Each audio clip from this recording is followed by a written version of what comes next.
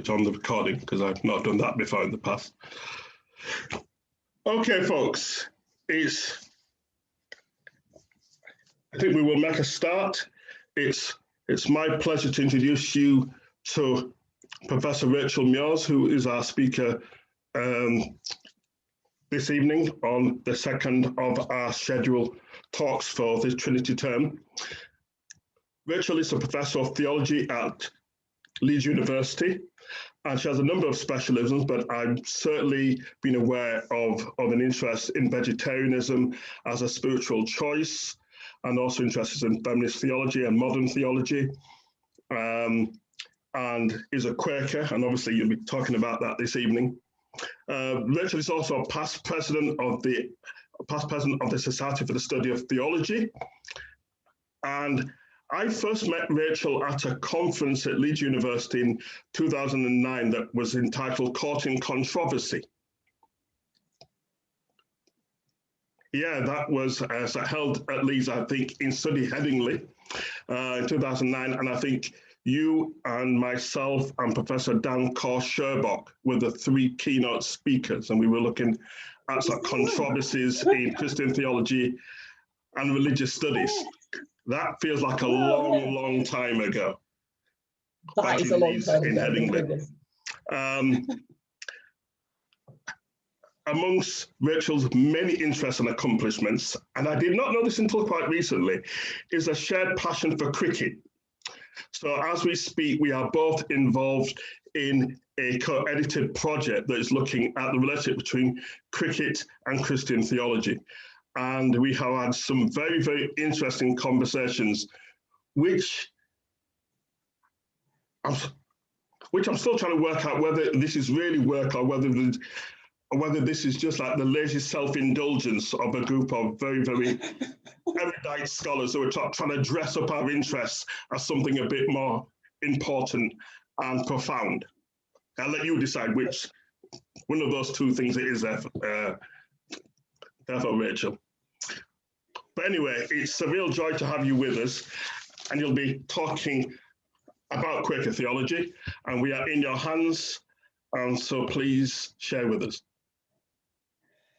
Thanks ever so much, Anthony. I'm just sorry now that we're going to disappoint people because we've mentioned both cats and cricket, and you're probably not going to get any of either of them in this paper. So sorry about that. We're just doing Quaker theology. I am very grateful for the invitation to give this paper, and I know that's what one always says at the start of a paper. But when I started to think about doing this one, I realised just how grateful I was to Professor Reddy, to Anthony, for setting up a seminar series on religion and cultures of exclusion, and framing an invitation that challenged me to think through a different lens about questions that have niggled at the back of my mind for some time. So just because I appreciated being made to think in response to the invitation, this is an experimental paper. And I'm saying that in a double sense, and I use the word experimental quite a lot in that double sense when I talk about Quaker theology, because there's an archaic sense that quite a lot of contemporary Quakers still use, because it's so important in our origins, experimental as based on experience. Yeah, so to know something experimentally is to know it from your experience. So. And then also it's experimental in the more contemporary sense of trying things out to see what happens. And since doing theology experimentally in both of those senses has risks attached, I'm grateful in advance for your patience when you're not getting something perfectly polished or fitting into an established set of tracks. So I will be speaking a little bit about my own experience of doing theology, while trying not to make it all about myself. And as I go on to say, the tensions around speaking as yourself from your own experience, while not making it all about yourself, are quite significant in my understanding of Quaker theology, and in the wider questions I want to ask about culture, exclusion and inclusion in theology.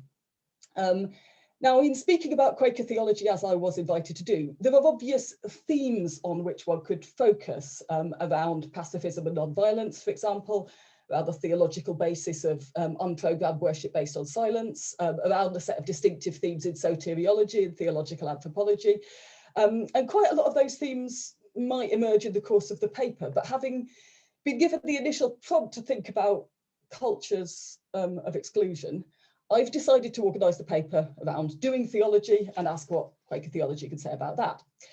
So I'm going to say something first about, so having called it speaking as a footnote, I'm going to say something first about being a footnote, and then something about speaking, about theological voice.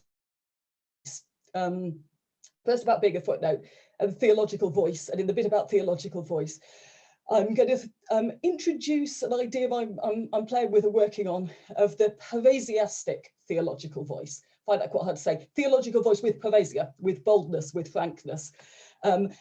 But something that I frame as the voice from the margin that claims authority, theological authority, that doesn't depend on external or institutional authorization. So it's the question of how it is possible for voices to speak with theological authority that are not institutionally authorized. And I also hope to have time towards the end to say a bit more about experimental theology and the particular relationship between theology, practice and experience that at least some Quaker theology enacts. To give it a little bit of wider context in my covered work, and maybe to give ideas about what you can ask me about if you don't find things in the paper to ask me about, I'm increasingly interested in questions about, for want of a better word, denomination and theology. So what it means for my discipline, Christian theology, systematic theology, that theologians talk all the time about speaking from and for the church, or even the churches, when that church is not only differentiated, but also divided. And that church division, we might say as shorthand, affects not only the identities and locations that we explicitly claim, so the sort of labels we stick on ourselves and our theology, this is Quaker theology, but actually it affects subjectively, it affects the formation of the theologian and her voice. And that just seems to be accepted. So it's fairly obvious and quite widely accepted, but not much thematized, that Quaker theology, or definitely especially Anglican theology, or whatever, is not only theology, is not just a sort of a limited theology, drawing on certain sources or seeing itself as answerable to some subset of the Christian community, past or present, that it's theology that arises from a particular historically contingent lived experience of being Christian, a spirituality we might want to call it, although for the purposes of this seminar, culture might work always as well.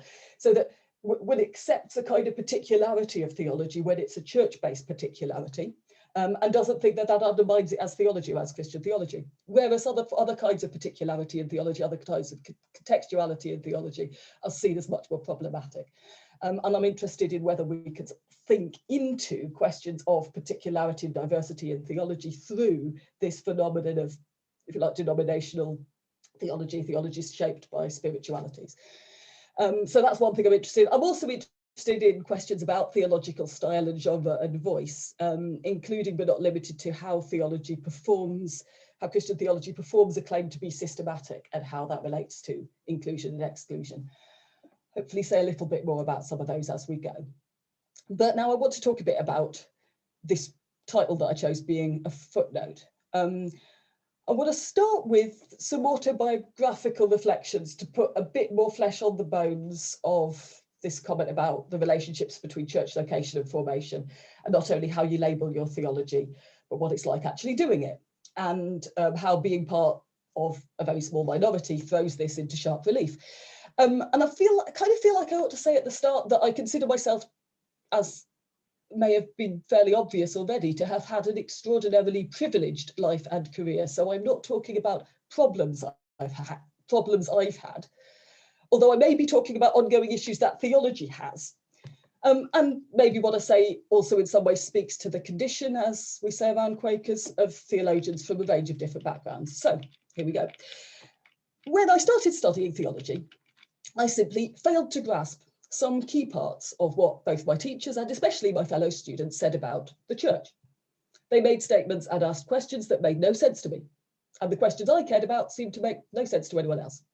I still remember the moment when I realised that when at least some of my contemporaries said or heard the church, they were thinking primarily about a relatively small group of ordained people. They were mostly thinking about blokes in dresses, right? Or at least they were thinking, even if they weren't that didn't have that image in their mind. They were thinking about some authoritative body of which they, as younger lay people, were not part. And I understood what was going on far better from that moment, right? But I could not make myself see things that way without a conscious mental act of mental relocation, because that was not my way of living church. And this was not a theological disagreement. It was a matter of embodied habitual formation that shaped how we did theology, what kinds of questions we asked, and how we approached those questions. Most of the people I studied with assumed that a woman in her early 20s had no power, authority in the church, because generally we don't, right, at that age. In fact, as it happened, I was very active in Quaker national decision-making bodies when I was a student. There was nothing to stop me because my time was flexible. If you don't pay clergy, you need people with very flexible time and limited local commitments, and actually students fit the bill quite well. But conversely, by the time I had a doctor in front of my name, strictly not for use in Quaker contexts, of course, and some books on my CV, a fellow theologian was astonished and faintly amused, I think, found this really weird, to learn that at that point, the full extent of my formal church leadership responsibilities was taking my turn on the rota to run children's meeting, or Sunday school, as I called it when I talked to a fellow theologian, because we translate all the time without noticing that we're doing it. So when I was promoted to a chair, which I still can't get my head around, I was the second Quaker professor of theology in Britain. The first Quaker professor of theology in Britain died more than a decade before I was born. So arguably we were about due for the next one. Clearly I couldn't have found a Quaker supervisor in the UK for my PhD in Christian theology. There was one Quaker theologian in an academic post at the time, but he was about to retire. Which is one reason, incidentally, why I'm enormously grateful to have had the opportunity to study and work in non-confessional contexts as a theologian. And I find it very hard to be as negative as many of my fellow theologians are about the secular university as a context for our work. Non-conformists have positive theological reasons for caring about and looking after secular spaces. That's not what I'm focusing on in this presentation, though we could discuss it further if you like. I'm sort of focusing on more narrowly, if you like, to the situation of the footnote, right? So the lack of Quaker theologians, it's not a particularly surprising fact, and it's not a very troubling fact, and there's no reason to think it will change. There are at least 3 good reasons for it, which I'll point out to you just so we've got them out of the way. First, there just aren't very many Quakers in the UK or anywhere, so the law of averages wouldn't give you many Quaker theologians. There's between, depending how you count, 300,000 or 400,000 Quakers in the world, of whom just under half are in Africa, most of them in Kenya, and the UK, although it's a very significant centre historically, being where Quakers started soon after the English Revolution, it's not a significant centre numerically. That's point one, the law of averages. Secondly, as you may or may not know, historically Quakers have been very suspicious of theology and haven't done much to support theologians. And it's not only that not ordaining people means you don't prioritise theological education. The dogmatic anti-dogmatism of Quakerism, the insistence repeatedly through Quaker texts that Christianity does not consist in correct formulations of belief, focus on orthopraxis rather than orthodoxy, so on and so forth, sits very uncomfortably with the systematic study of the coherence of Christian belief. There are a few systematic Quaker theologies, and I'm going to say a bit more about the author of one of them later, because I'm very interested in her work. But the majority of Quaker theological writing across the centuries and through very considerable changes in doctrine and practice is in genres other than the systematic and very much other than the academic.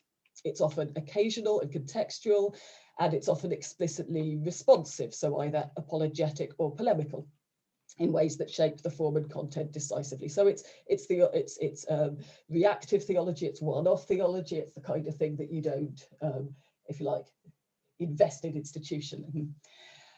So that's reason one, not many. Reason two, internal Quaker reasons for being not supporting theology extensively. And third, Quakers ourselves are not just small but very weird in ways that make it hard for them to enter theological conversations, as I occasionally discovered when I was mad enough to start a theology degree. Non-sacramental, unprogrammed worship based on silence, bizarre obsession with pacifism and non-violence, oaths, except that bit's not true. So reasons why it's not just internal reasons for not supporting theological work, but reasons why certain kinds of theological conversation just don't tend to involve Quakers or be of interest. So on the face of it, there's at least a triple built-in marginality. And so it's not surprising and not troubling that there are hardly any Quaker theologians. It just becomes a rather significant fact if you happen to be one of them, which was the point of what I was saying earlier. And it's significant, this is coming back to my question about church belonging, because by making church belonging an important attribute of theologians, by saying that theology is done from and for church communities and has accountability to and within church communities, as we quite often say, we make the particular embodied historical form of an individual theologian's church belonging significant. We make it significant externally, as it were, by encouraging theologians to perform and name their church location. And we make it significant internally in the lived experiences of theologians by shaping theology as a discourse that assumes its exponents inhabit the realities it speaks about. If that doesn't quite, if you can't quite see what I'm talking about there, something that might be worth thinking about is reading work in Christian theology and thinking about how the word "we" gets used and how it shifts around and whom it covers at what stage, and the ways in which it becomes a reference to a body of Christians, and the way in which that has a marked or unmarked particular historical context of so the theologian is assumed to be speaking from some sort of community, and that's sort of how you do theology. That's how the voice normally sounds. I'll say a bit more about that in a sec. And that's a kind of embodied particularity, a kind of speaking as that's acceptable and recognised in theological context.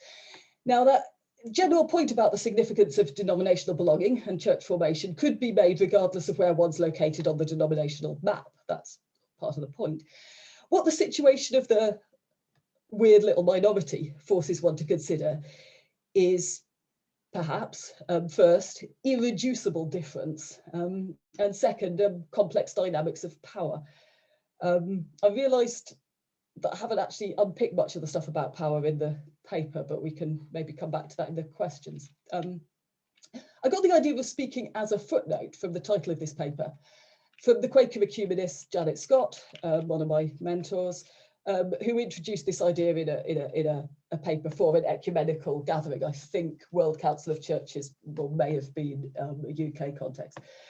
She was pointing out how ecumenical theological texts, particularly those concerned with aspects of church order and sacramental practice, often took the form of a main text outlining the broad agreement between more or less all church communities on some specific topic. And the footnote, acknowledging the existence of a few church communities, usually including and occasionally limited to Quakers, that do things very differently. Most of us realise, and sometimes it will be most of us agree that X is the case, and sometimes it will even be most of us agree that X is an important question, right? Although we come up with different views about it. And then the footnote that says, some people just seem to be playing a totally different game here. The question that Scott asked in that paper, which is, if you like, a question I'm still trying to work out how to tease out, is about what, if anything, happens if every now and then you make the footnote the main text. I'll say a bit more about that in a sec. I wanted to comment briefly on, or to, I suppose, acknowledge how I've been helped further to understand some different dimensions of being a footnote by Azabaya France Williams's rereading in his book Ghost Ship of Rosabeth Moss Cantor's classic work on tokenism and minorities. Now, of course, I need to acknowledge up front that France Williams is talking about race and racism, and Cantor's original work was mostly on gender. So if I'm using this in this context, it's a matter of repurposing in a mode of analogy rather than equivalence. There's a whole lot of different questions that arise in each context.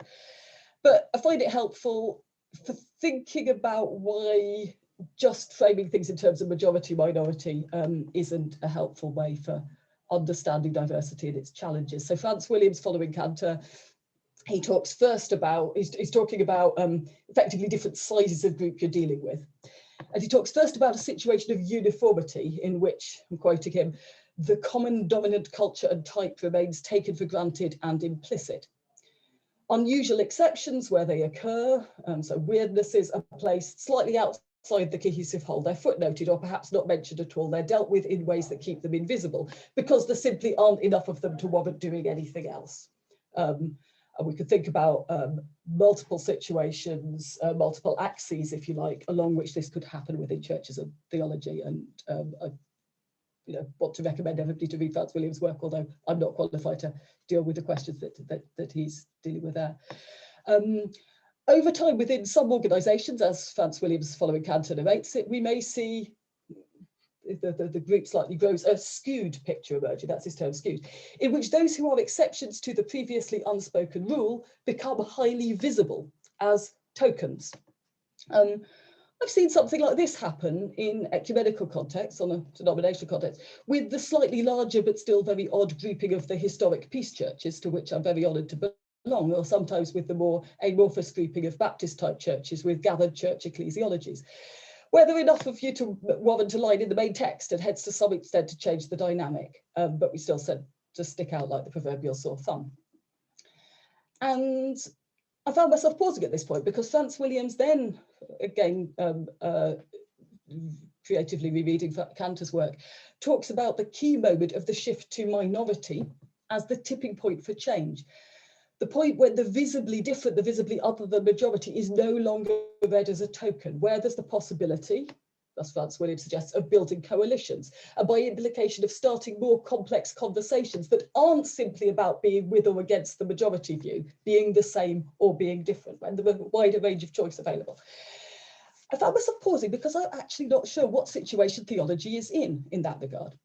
You could say, if we just went along my narrow line of thinking denominationally, that the opportunity to do theology in spaces that aren't denominationally shaped comes partly as a result of the historic activities of a nonconformist minority and offers something like this opportunity for more complex conversations that aren't simply with or against the majority view. But it's not clear to me that within the body of Christian theology in the academy, that the potential of spaces that recognise and acknowledge and give voice to diverse embodied ways of doing Christianity has been realised. And to bring what I know are the concerns of many in this centre, I'm increasingly persuaded that that potential won't be realised unless until the very complex mutual implications of race and nation and class with denominational belonging are addressed. I think ecumenical whitewash is a thing, and I'm grateful to those, including folks associated with this centre, who've helped me think about it. But my focus for today should be what Quaker specifically bringing to this table experimentally. What is Quaker theology offering to the challenge of realising the potential of spaces that recognise, acknowledge and give voice to and theologise from diverse embodied ways of doing Christianity? Well, Janet Scott's argument in that paper about the footnote I referred to earlier was not that it was somehow unjust or wrong to put Quakers in a footnote, because it's not. But rather that now and again, it was worth asking the question, what happens if we make the footnote the main text? What would it be to start from the worldview that concerns the assumptions of the footnoted, and what might you learn if you occasionally did so? Now, this is not about the redressing an unjust imbalance of representation of voice, which is arguably the more urgent concern within logical change. It's about asking how it can be possible to recognise and hear the perspective of the small minority from where they find themselves, where they have their own centre of gravity, their own spiritual integrity, not from where the system puts them. It requires, to do that, seems to me, requires, among other things, not taking a different way of doing church, a different way of living Christianity, as a collapse into chaos or disorder, or even as an attempt to ignore or reject embodiment, history, community, or church. All of which are things it's quite easy to read into Quaker theology if you approach it from a set of normative ecclesial expectations. It would have been easy to say to me as a student starting out in theology that I just didn't get church at all, or that the attempt to do theology from somewhere else was an attempt at a view from nowhere, or that trying to make something else go was a claim that anything goes.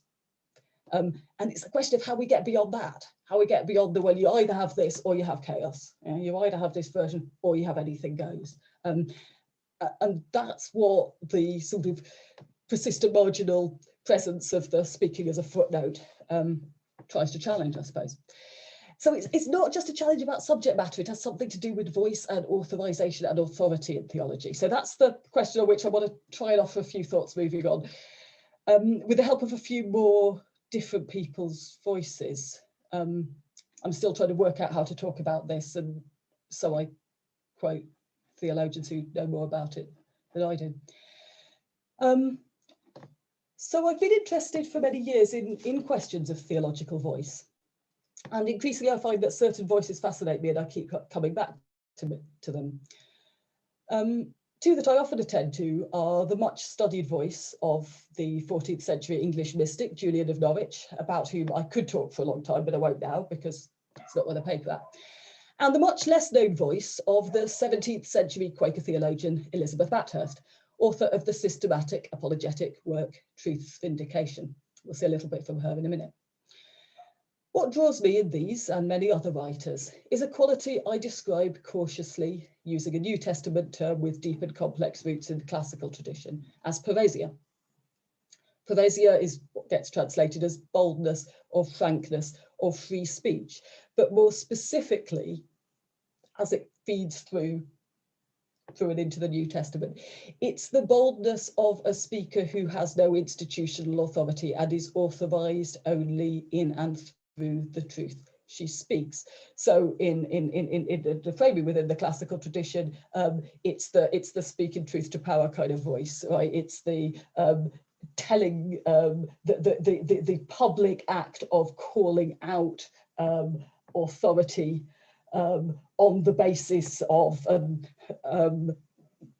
something that has been ignored, something that's been missed, something that needs to be said, but has not yet been said.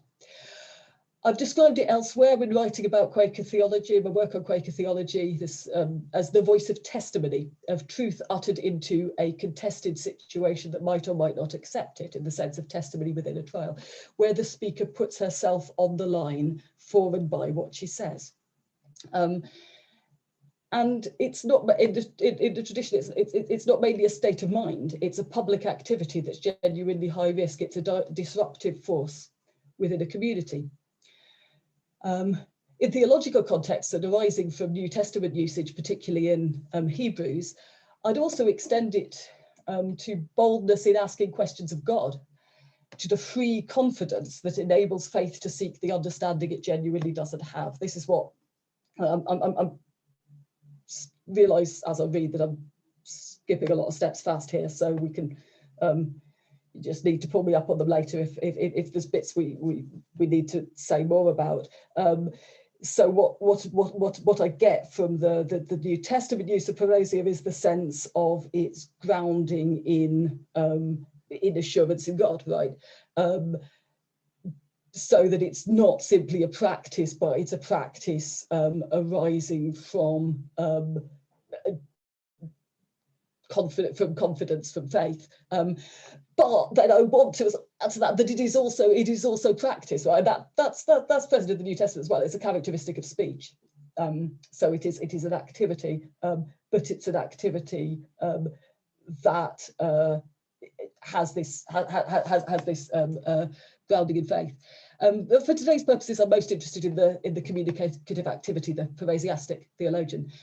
So I'm interested, for example, in how theology sounds, how it even gets going in the voices of 17th century English women addressing a general audience, voices that in their context could not carry theological authority, not just these people, particular people don't happen to have it, but it's a woman's voice. It's a voice in which perhaps even orthodox and thoroughly grounded theological claims would sound strange.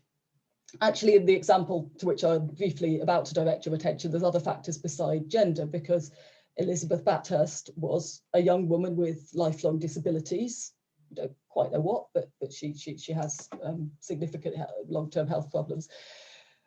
Without extensive formal education, certainly not of a class to have received extensive formal education, who'd been a travelling preacher and had been imprisoned for her activities as a member of a group that was subject to extensive legal sanctions and restrictions throughout the period that Elizabeth Batthurst was a Quaker. Quakers were technically illegal.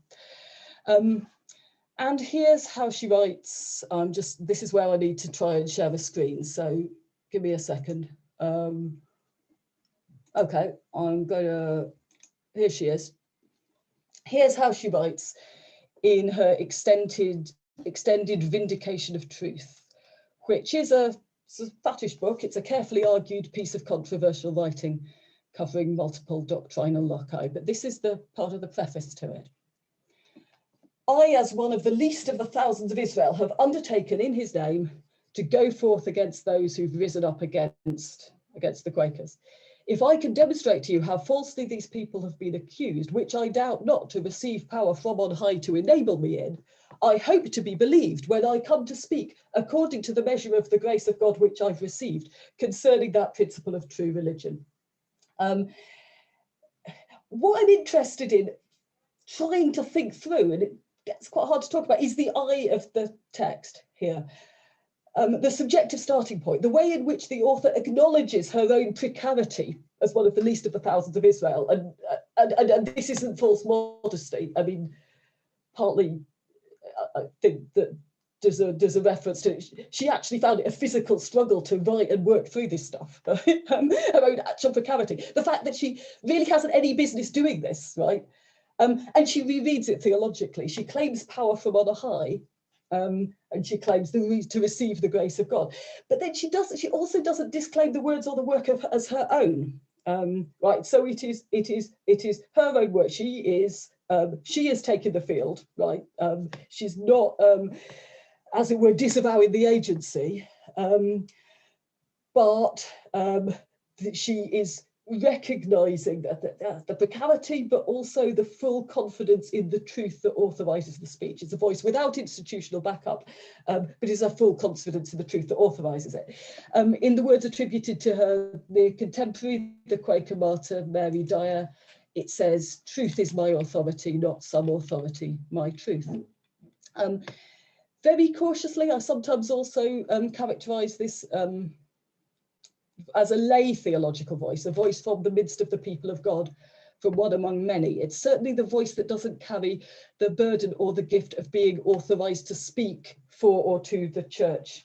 It relates to the community of Christians primarily as fellow Christians on a level, and friends, as Batthurst, of course, refers to themselves elsewhere.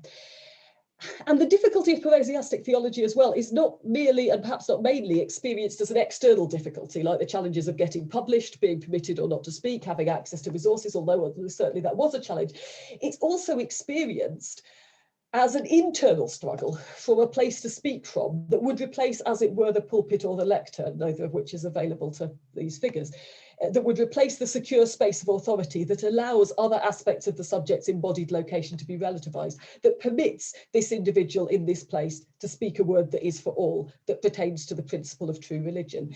And yet, even without that authorized place, they presume to speak of the principle of true religion.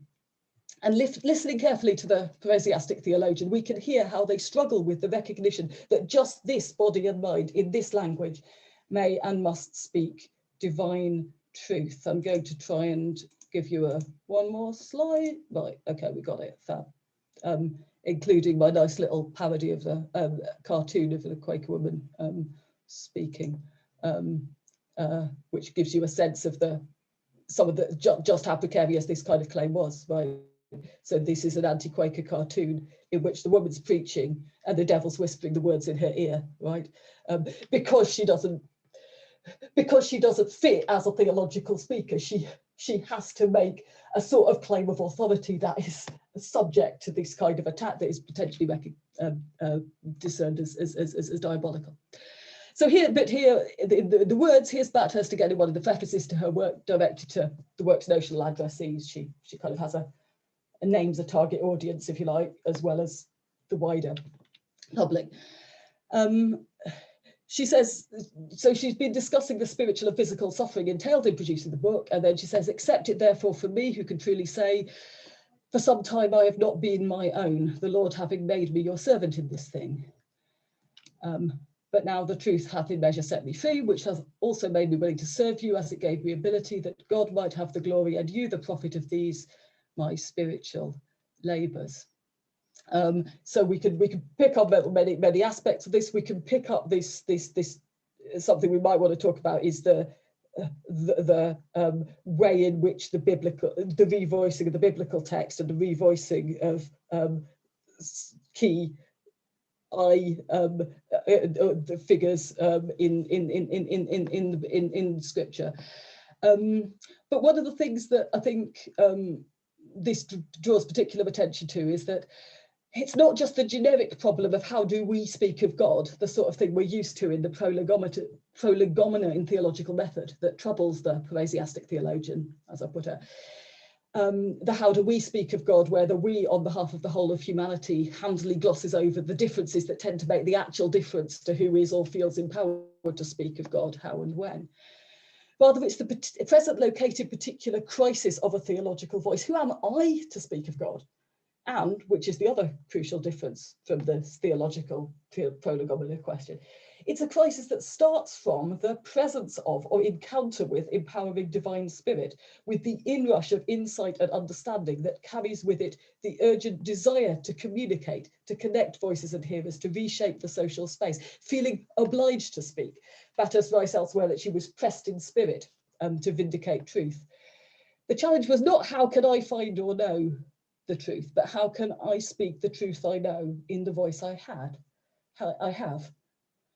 From here, asks the parrhesiastic theologian, who am I not to speak of God? I'll leave that up for a minute. No, I've got the next slide. Right, fab.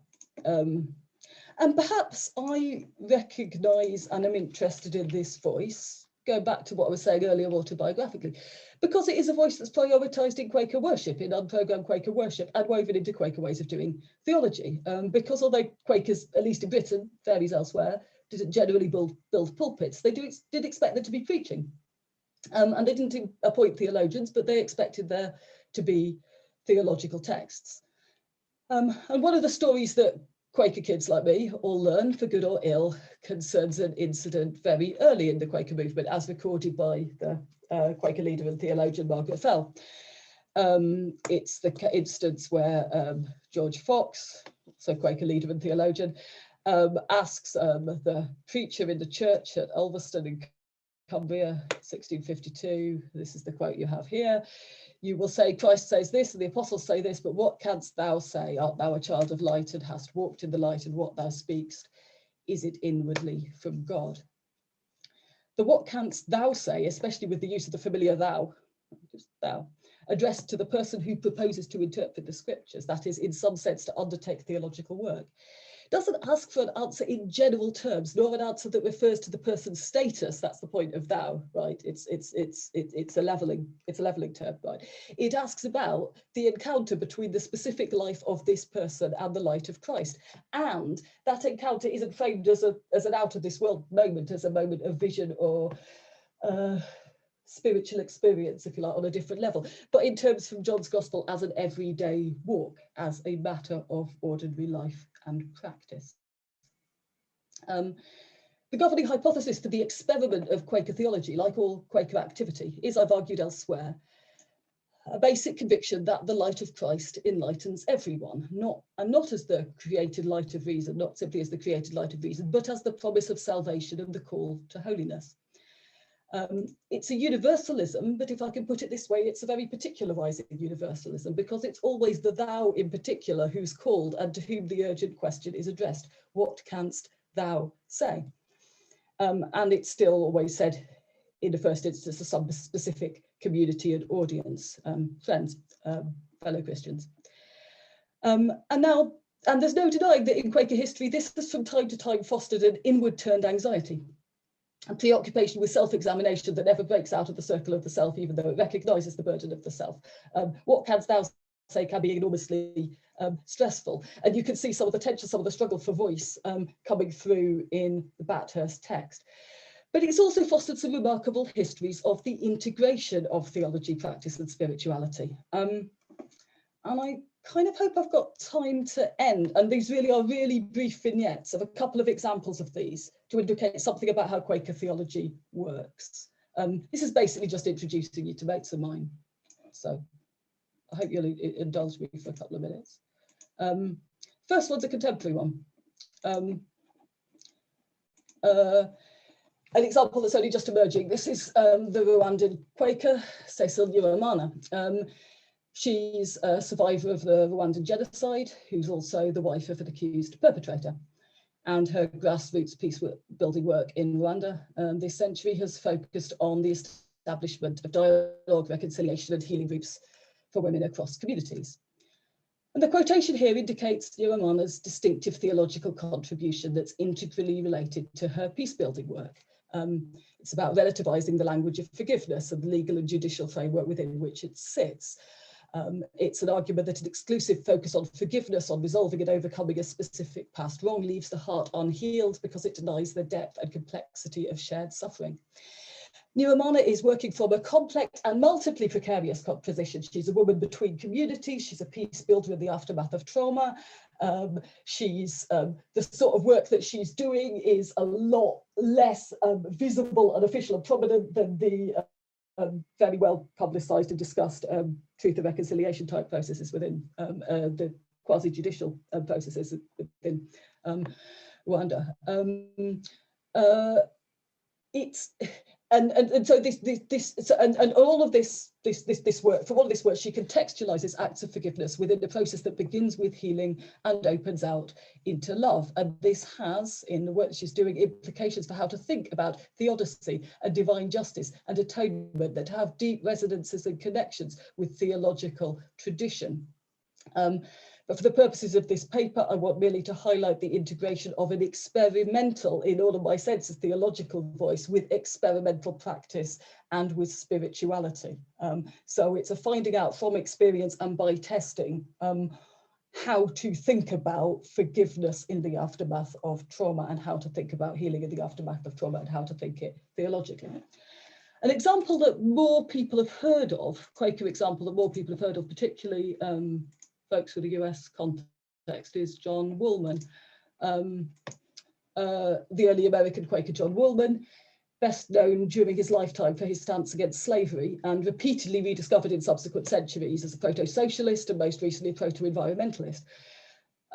The interesting thing about Woolman's theology, to me, expressed in his journal and in a series of tracts and letters, is this expression of an integrated whole of everyday practice, worship and spirituality that gives rise to a remarkable theologically infused description of the social and economic realities of Woolman's world. And you can see in the extended quotation that I've got here, some of the ways in which the theology interweaves with the practice, interweaves with the spirituality round and round. So he's talking about, he's got a claim about creation, about how the gracious creator cares and provides for all these children. But then he's talking about the way in which the inflowing of divine light, the inflowing of divine love transforms how one sees and how one acts in relation to the created order. And that in turn enables a new understanding of what is going on, a new understanding of the world. And it's not surprising that successive, the Fabians, the Christian socialists, the early 20th century, and then Christian environmentalists in the 21st, pick up what he's doing, because it ends up with a remarkable, systematic, comprehensive vision of what is the multi-leveled, interconnecting systems of economic injustice and spiritual disease. But the other sort of thing that a lot of people know about Woolman is that he lived in a, he shaped his life in a particular kind of way around the beginnings of the theological insights, and the theological insights grew out of the way he shaped his life. So there's all the stuff about refusing to use slave-produced goods of any kind, a set of practices that are to do with reducing ill treatment of non-human animals, a whole range of things like that. I wanted to I put Woolman at the end because his work as a whole, so his theological writing and his, you could call his political writing and his personal life, takes me back to questions about theological genre as well as voice. Because I'd say it seems to me that his thoughts both systematic and theological. It's a seeing of the whole from the perspective, from theological perspective, but it's a seeing with and from the body. So it's inextricably historical, practical, contextual, and hence also particular and multiple. And that takes me right back to a key challenge with which theological work has to engage now. How does one own this multiple embodied historical contextuality of theology and still understand it as systematic theological work? So my very small scale hope is that speaking as a footnote can make some contribution to that larger enterprise. And that's me. Thank you.